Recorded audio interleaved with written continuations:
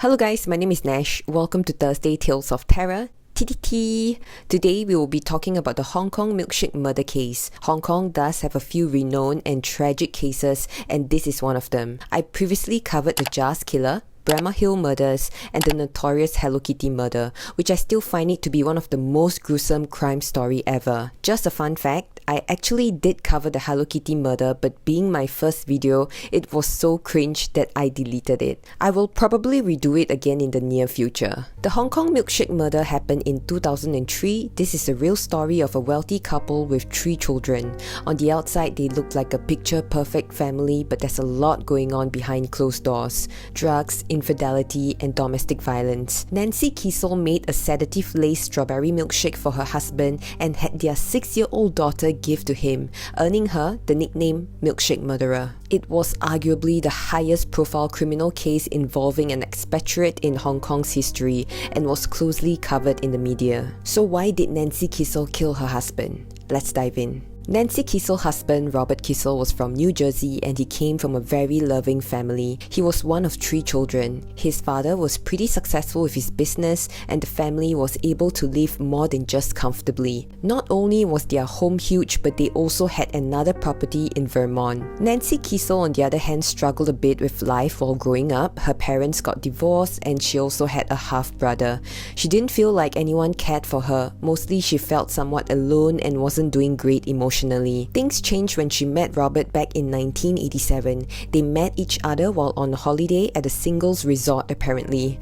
They started dating and felt that Robert was the one for her. He took great care of her and she felt safe with him too. In 1989, after about 2 years of dating, they got married. Nancy had a bachelor's degree in business and a master's degree in design. For a while, she worked 3 part-time catering jobs to support Robert while he finished his master's degree in finance at NYU. He graduated in 1991 and started his first job at Lazard Fryer in New York. 5 years later, he switched companies to Goldman Sachs. It was a good decision because from here on, his career would start to soar. In 1997, he accepted a position to become the vice president for Goldman Sachs Asian Special Situations Group in Hong Kong. Together with his wife and 2 children, they relocated to Hong Kong. Like many expats, they were living in a very luxurious housing estate. They lived in Parkview private housing estate and sped about town in a Mercedes and Porsche.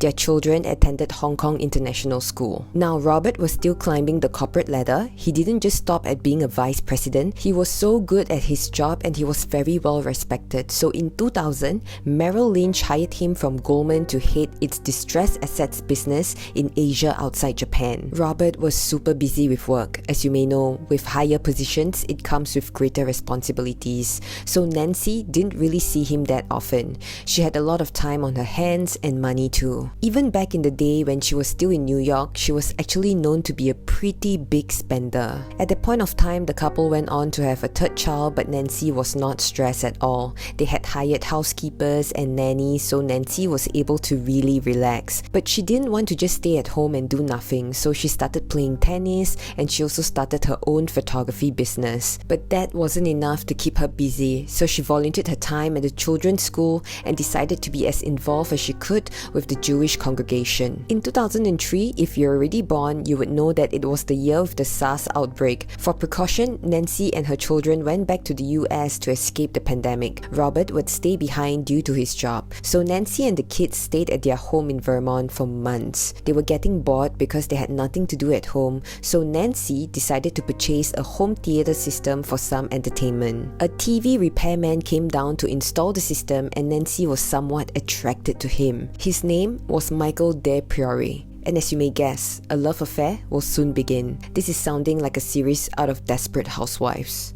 Michael lived in a trailer park and he was divorced twice. Nancy, being a huge spender, would shower him with expensive presents. Michael even made Nancy get a tattoo, and Robert has never fancied the idea of Nancy getting a tattoo. Nevertheless, she went on to have her children's names in Chinese characters tattooed on her shoulder. Robert was beginning to feel that something was not right. He was suspicious of Nancy, so he hired a private detective, New York-based Frank Shea, to keep an eye on his wife. Frank also secretly installed the spy spyware e-blaster on Nancy's computer and he was able to monitor her. She would send emails to Michael and it was very intimate. "I love you when you call my name, it makes me melt." Some of the messages were even erotic as they would discuss sex positions. Like what private detectives do, they would usually wait and watch outside of the house, and Frank did just that. He immediately called Robert when he saw Michael sneaking in through the back door, after which Robert would call Nancy and then Michael can be seen quickly leaving the house. Robert of course didn't let Nancy know that the house was being watched, but all he told her was to not do anything stupid, that they have the children and they promised each other that they would get this back together. At the end of summer 2003, Nancy returned to Hong Kong.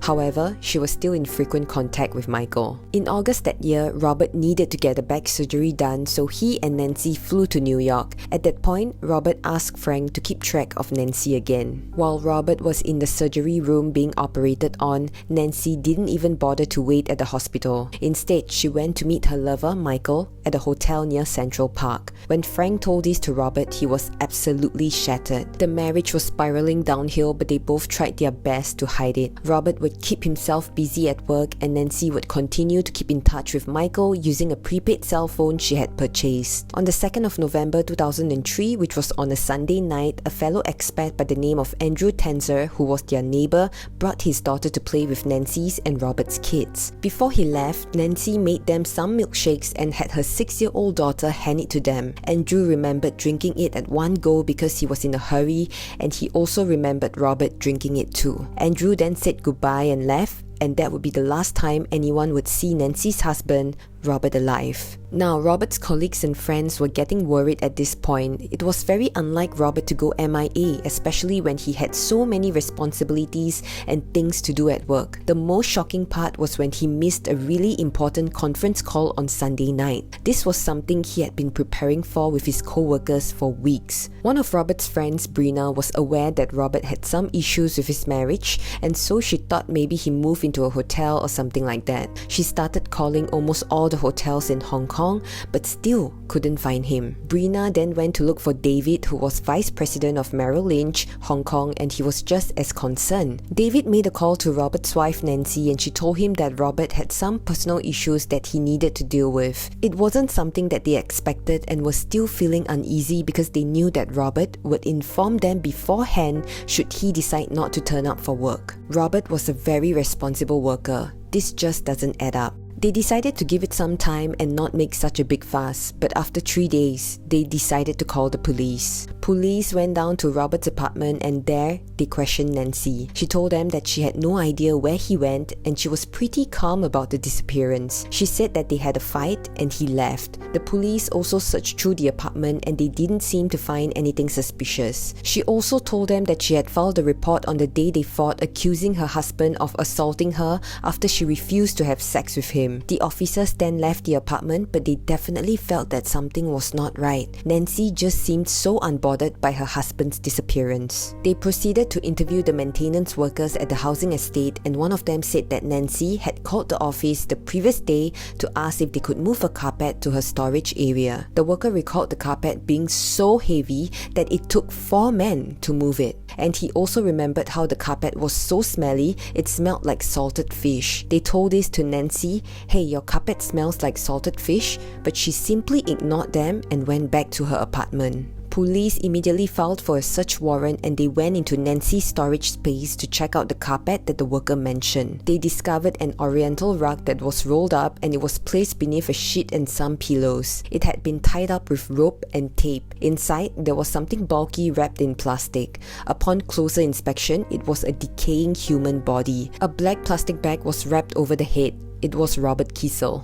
An autopsy was performed and the results revealed that Robert had suffered severe trauma to his head. He had been hit at least 5 times with a blunt object. The blows are of such force that parts of his skull were pushed into the cerebral cortex and white matter inside the brain. Pathology reports also found that he had 6 prescription drugs in his stomach, 5 of which had been prescribed to Nancy in the months leading up to her husband's murder. At this point, police have already begun their investigations and have started interviewing people. Andrew Tenzer was one of them, and he told the police about him visiting the Kissel's family, which led him to talk about the milkshake he drank before he left their home. He didn't really think much about the milkshake, as he was just describing what went on when he visited them. But he recalled feeling drowsy and found himself asleep on his sofa. When he woke up, he couldn't recall much and thought that maybe he was just feeling unwell. 2 hours after Robert's body was discovered, Nancy Kissel was arrested and charged with the murder of her husband. Nancy Kissel admitted to killing her husband, but said it was self-defense. Robert didn't care about her at all.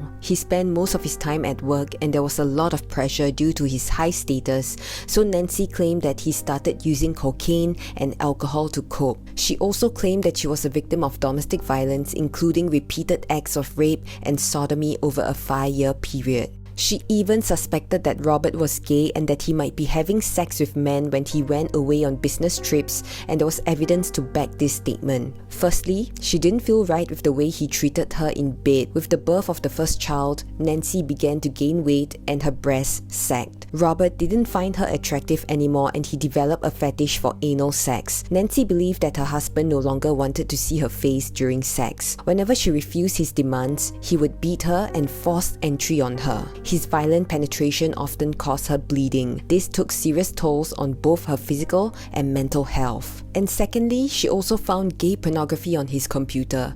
An independent computer expert confirmed this allegation. He found a search for anal sex in Taiwan on the Kissel family computer, days before Robert went to Taiwan for work purposes. The trial began in June 2005 at the High Court, with the prosecution alleging that Nancy murdered her husband. She pleaded not guilty. It was revealed in court that her computer search history had words like sleeping pills and medications to cause heart attack. She defended herself by saying that this had nothing to do with Robert's death. She was so miserable that she was considering ending her life, and hence the searches. She had in fact visited various doctors and was given prescriptions: a painkiller, a sedative, sleeping pill, as well as an antidepressant, which I believe all of these were found in Robert's stomach. According to private investigator Frank, he said that Robert had grown suspicious of his wife. He thought that she was trying to poison him by spiking his whiskey. On more than one occasion, he felt unwell after having it. He felt woozy and disoriented. Nancy admitted that she had doctored Robert's whiskey with sedative, but she had done it to calm him down so he wouldn't take out his anger on their children. Nancy alleged that Robert sometimes turned his anger on his children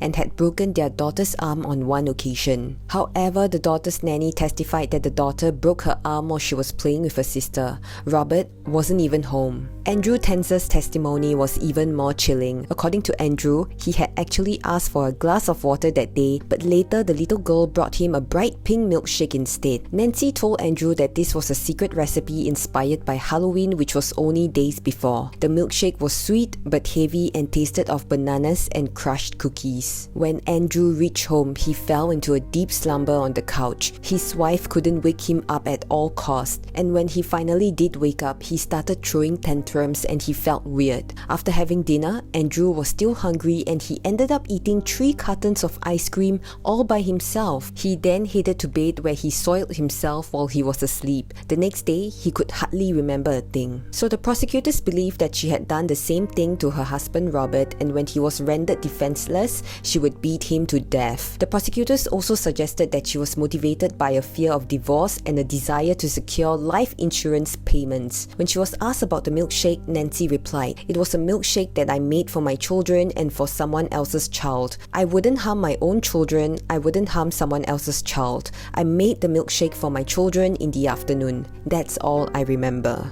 Nancy's own version of events was that on the 2nd of November in the late afternoon, the children had gone out with the nanny. Robert came to her in the kitchen and said that he had filed for a divorce and he was taking the kids. When she questioned her husband, he was irritated and threatened her with a baseball bat. Nancy followed him with a heavy metal sculptor in hand and confronted him about the divorce. Apparently, the heavy metal sculptor is a family heirloom. The argument got physical. She was pointing at him and he grabbed her wrist and wouldn't let go no matter how hard she tried to to break free. So she spat on his face and he was so pissed off that he slapped her across the face. Robert then forced her to the bedroom, threw her on the bed and started sexually assaulting her. Nancy tried to run away, but he pulled her by her legs. She then grabbed a heavy metal sculptor and hit him on the head. Robert fell to the floor, shocked. She couldn't believe what she just did, and so she offered to help him up. He refused her help. At this point, he was so enraged that he took the baseball bat and swung it at her. She protected herself by holding the figurine in front of her face. She could hear a loud cling sound whenever he swung the bat at her, and that's as much as she could remember. She had no knowledge of how she inflicted 5 head wounds with a heavy metal sculptor,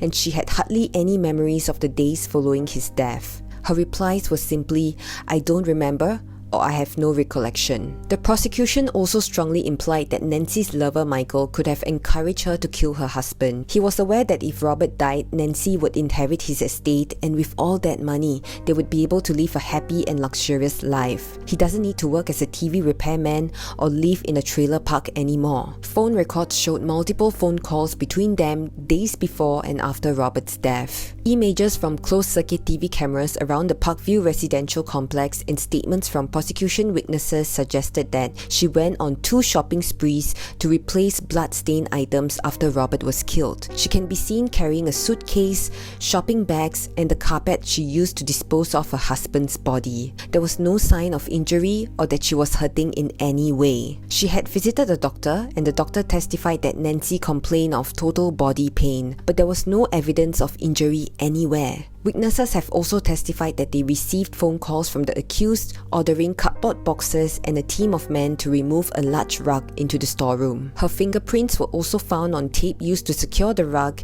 and fasten the boxes containing blood-stained clothing and the heavy metal sculptor used to kill Robert. Forensic experts have also concluded that the baseball bat was never used to hit Nancy, as it did not have Nancy or Robert's DNA on it. Also, after testing both the bat and the sculptor, it was ruled that the items never made contact with each other, which meant that Nancy lied. After a 3-month trial, the jury of 5 men and 2 women decided on the guilt unanimously. On September 1st, 2005, Nancy Kissel was sentenced to life imprisonment. Nancy appealed her conviction in April 2008 and her petition got rejected. She then lodged an appeal with the Court of Final Appeal on 12 January 2010. The court allowed the appeal and ordered the retrial. Her lawyer argued that the prosecution had used improper evidence, including hearsay. Besides, there were problems with the original jury instructions. Nancy was released, but prosecution moved quickly to request a retrial, and soon she found herself back in court. According to the defense, Robert told his wife on the night of 2nd November 2003 that he was filing for divorce and that she was unfit to care for their children. The defense also alleged she had long suffered from physical and sexual abuse. Nancy pleaded not guilty to murder, but guilty to manslaughter on the basis of diminished responsibility and provocation. She also admitted to having an extramarital relationship with the TV repairman. The prosecution, on the other hand, alleged that she planned to run away with her lover in the US after her husband's death, and that she stood to inherit her husband's estate worth US $18 million. On 25 March 2011, after hearing evidence from over 50 prosecution and defense witnesses over 10 weeks, the jury of 7 women and 2 men unanimously found Nancy Kissel guilty as charged. She was sentenced to life imprisonment again. Nancy is currently serving her sentence at the Tai Lam Institute for Women. No criminal charges were ever brought against Michael. He has since moved on and married his 3rd wife. Nancy kept sending him love letters and he was just so done with her. He even asked the warden of the prison to tell Nancy to stop sending any more letters. American officials in Hong Kong refused to get involved in Nancy's court case. Their only concern was the 3 children. They were first sent to Nancy's father back in the US, but her father and his wife were struggling to handle the children, so Nancy's half-brother came into the picture. But he was also struggling with raising them, as he didn't think that the responsibility would be this huge. So in the end, Robert's brother Andrew and his wife Hayley agreed to take them in. I can't imagine how the children must have felt going from place to place. It's always the children who suffer. So Andrew sent a private jet to collect the children from Nancy's half-brother. He invoiced Robert's estate for $8,000. He kept on spending his home and eventually charging more than $170,000 to Robert's estate. The children would not be under their care permanently because Andrew and Hayley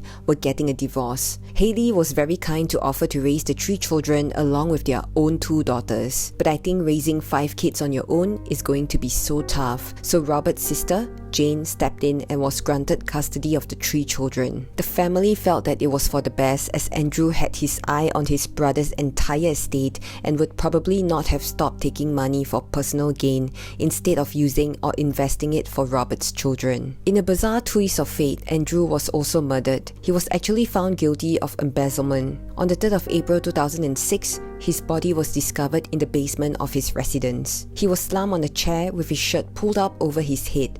His hands were bound behind his back and he had been stabbed in the back. There was plenty of blood in the basement, signs of a violent death. Because Andrew had swindled many people out of millions of dollars over the years, it was just difficult to pinpoint a particular suspect. His murder was never solved. And that's all I have for today's case. Let me know what are your thoughts. I just hope that the 3 children are living happily with their aunt. As always, stay safe. Please remember to give me a like and consider subscribing, as it will help my channel a lot. See you guys on Thursdays. Bye!